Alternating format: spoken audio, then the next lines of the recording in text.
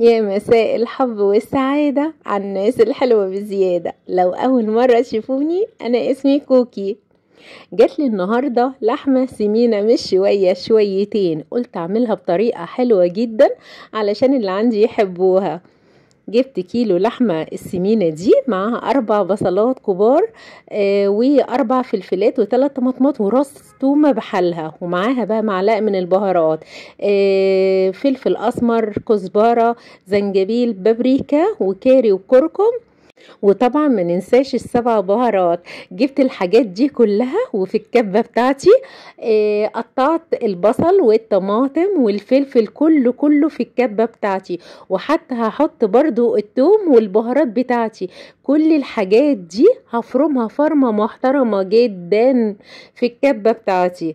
لازم تتفرم على الاخر، تبقى ناعمة ودايبة دوب. وبعد ما فرمتها دلوقتي شفتي عاملة ازاي كده الفرمة المحترمة. هجيب طبق غويط بلاستيك، وبعدين هحط فيها البصل المفروم وكل المكونات دي علشان احط عليها اللحمة بتاعتي. ليه كل ده؟ انا عايزة اعمل لها تتبيلة محترمة علشان تضيع منها اي زفارة بقى بتاعت لحمة او السمين بتاعها. لازم تكون طعمها حلو وكل اللي حوالين منك يحبوها طبعا، وهتحولي من اللحمة السمينة بالطعم الخطير ده للحمة حمرا هيحبوها كل اللي حواليكي. بس يا ستي هتبلها واغطيها دلوقتي واحطها في التلاجة لمدة كام ساعة؟ من 3 4 5 ساعات. تاني يوم انتي وراحتك، كل ما تقعديها كل ما تتشرب التتبيلة الحلوة دي وتبقى طعمها جنان. هنجيب صينية غويطة كده وكوباية مية، 4 5 ورقات لوري، وعود من القرفة، 3 وحدات من الكبابة الصيني، و3 وحدات من الحبهان، ممكن رشة من جوز الطيب، ممكن تستغني عنها براحتك بس بتخلي الطعم حكاية. هقلبها طبعا التقلبتين الحلوين، وابتدي اسمي الله واحط اللحمة بتاعتي. بس يا ستي هقعد افردها كده فردة حلوة علشان هحطها في الفرن عشان تستوي. بس قبل ما احطها في الفرن هغطيها التغطية المحترمة الجميلة، طبعا اول حاجة بورق الزبدة، وبعدين ورق الفويل.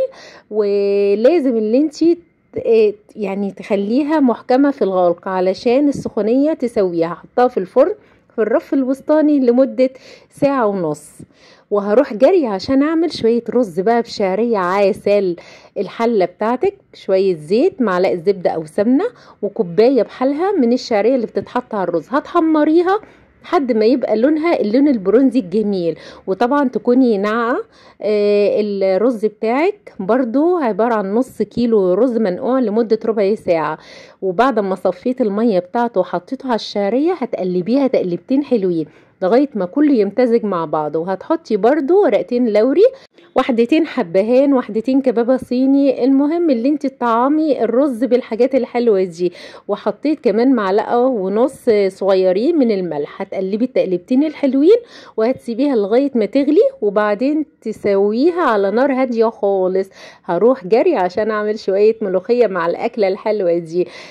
كان عندي شوربة، ما عندكيش شوربة يبقى شوية مية مع مكعب مرقة، مفيش مشكلة.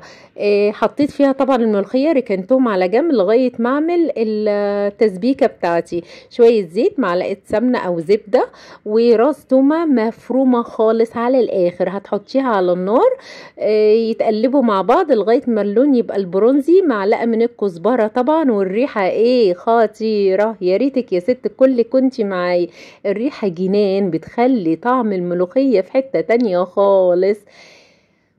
حطيت طبعا التتبيلة الحلوة دي على الملوخية، وهسيبها لغاية ما تغلي غلوة واحدة بس من غير ما تغطيها، لغاية ما اروح اشوف الرز بتاعي. هشيل طبعا الحاجات بقى، الورق اللوري والكباب الصيني والحبهان. وشفتي عامل ازاي خطير، مفرفر وجميل ومش معجن خالص. والملوخية بتاعتي غلوة واحدة بس وتطفي، خطيرة. تعالي يلا عشان نغرف الحاجات الحلوة دي. طلعت طبعا اللحمة بتاعتي من الفرن، بس قبل ما اقدمها لازم انا احطها تحت الشواية لمدة 10 دقايق كده تاخد اللون الجميل على وش الصينية. وهروح اقدم بقى الرز بتاعي. جبت بقى صينية التقديم وهغرف بقى الرز الجميل المفرفر الجميل.